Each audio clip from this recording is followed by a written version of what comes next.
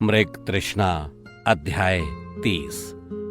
Doctor Awanish Chaturvedi अभी अभी कहीं बाहर से आया था। वो बहुत घबराया हुआ था। चेहरे पर चिंता की रेखाएं बन रही थीं, बिगड़ रही थीं। वो खुद को नियंत्रित करने की जबरदस्त कोशिश कर रहा था।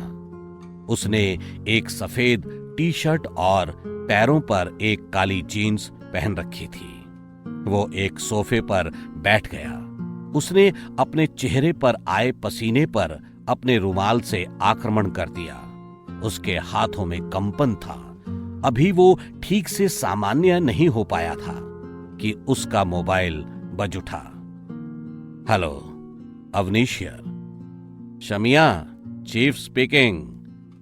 कांप उठा था डॉक्टर अवनीश चतुर्वेदी। हाथ से मोबाइल छूटते छूटते रह गया, क्योंकि केवल एक व्यक्ति ही उसे शमिया के नाम से पुकार सकता था, और वो था भारत में आईएसआई का चीफ।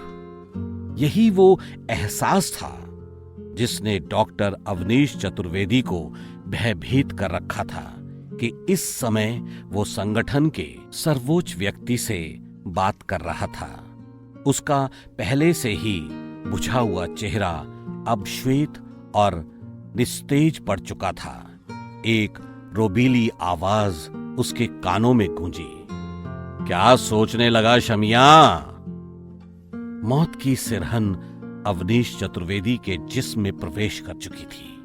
उसने लड़खड़ाती आवाज में कहा, कुछ नहीं नहीं चीफ, यूं ही सोचने लगा कि मैं कितना भाग्यशाली हूं कि आपसे बात कर रहा हूं। शमिया, तेरी आवाज को क्या हुआ?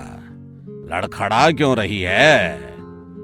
चतुर्वेदी का हृदय तेजी से धड़कने लगा, जैसे कि वो अभी अभी एक लंबी रेस लगाकर आया हो। शरीर के कई हिस्सों ने एक दूसरे से शर्त लगाकर ढेर सारा पसीना छोड़ दिया। इस बार वो खुद को नियंत्रित करने के प्रयास में काफी हद तक सफल हो गया था। अब कुछ नहीं चीफ, बस ऐसे ही। शमिया, हमने तुम्हें एक काम सौंपा था और तुम्हारे ही कारण वो फॉर्मूला अब तक भारत सरकार तक पहुंच चुका होगा। सॉरी सर, मुझे माफ कर दीजिए। मैंने तो तुरंत ही 13 लोगों को वहां भेजा था, पर वे दोनों उम्मीद से कहीं ज्यादा खतरनाक निकले।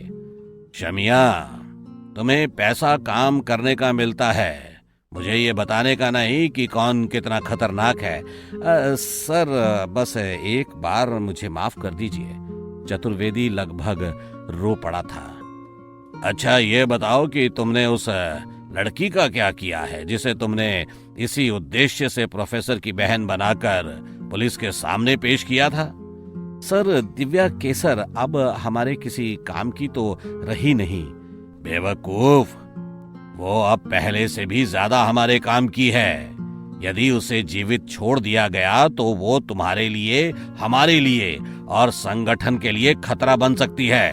उसे तुरंत खत्म कर दो।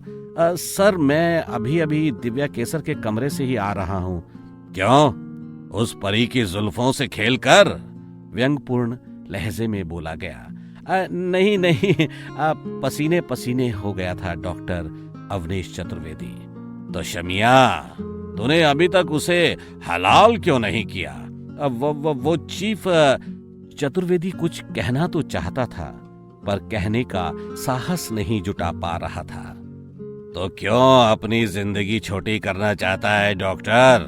जाओ, आज, अभी और इसी वक्त दिव्या केसर की हत्या कर दो।